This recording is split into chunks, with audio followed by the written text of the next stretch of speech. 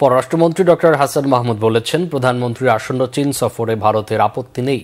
ভারতের প্রধানমন্ত্রী নরেন্দ্র মোদীকে জানিয়েই শেখ হাসিনা চীন যাচ্ছেন বলে জানান তিনি। ভারতের সাথে সুসম্পর্ক রেখেই দেশ এগিয়ে যাবে বলে আশা পররাষ্ট্রমন্ত্রীর। রিপোর্ট করছেন ইমরুল কায়েস।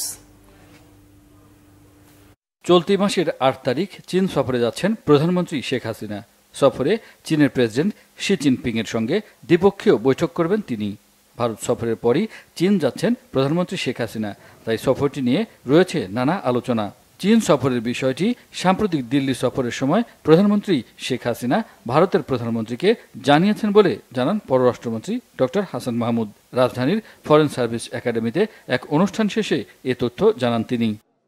ভারত সফরে তিনি মোদিজির সাথে যখন আলাপ হয় তখন তিনিও বলেছেন যে আমি চায়না যাচ্ছি, সেটি মোদিজির সাথেও আলোচনা হয়েছে।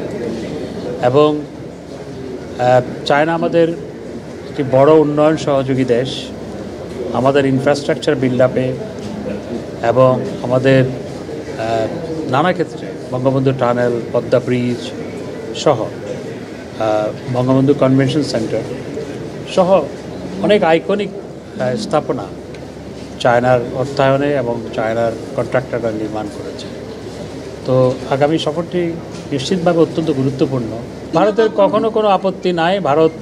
ভারতবর্ষ বরং আমরা যখন রোহিঙ্গা সমস্যা নিয়ে আলোচনা করছিলাম তখন রোহিঙ্গা সমস্যা সমাধানে চায়নার রোল নিয়ে আলোচনা হচ্ছিল।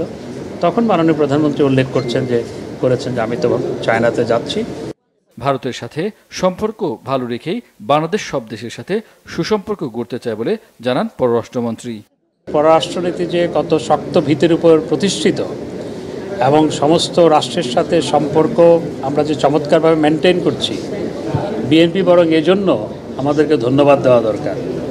যেখানে বিএনপি নেত্রী ভারতে গিয়ে গঙ্গার পানির কথা ভুলে যায়, তারা কিভাবে এই আমাদের পররাষ্ট্রনীতি নিয়ে প্রশ্ন করে বা ভারতের সাথে আমাদের সম্পর্ক নিয়ে প্রশ্ন করে। ভারত আমাদের বৃহৎ প্রতিবেশী, আমাদের 3 দিকে ভারত পরিবেষ্টিত। সুতরাং ভারতের সাথে সুসম্পর্ক বজায় রাখার মাধ্যমেই দেশকে এগিয়ে নিয়ে যেতে হবে, যেটি আমরা গত 15 বছর ধরে করে এসেছি। তিনি বলেন, খালেদা জিয়া ও তারেক রহমান দুর্নীতির দায়ে সাজাপ্রাপ্ত হয়, বিএনপির মুখে দুর্নীতি নিয়ে কথা বলা মানায় না। এবং তারা যখন ক্ষমতায় ছিলেন তখন পরপর 5 বার দুর্নীতিতে বাংলাদেশ চ্যাম্পিয়ন হয়েছিল। ইমরুল কায়েস, বাংলা ভিশন, ঢাকা।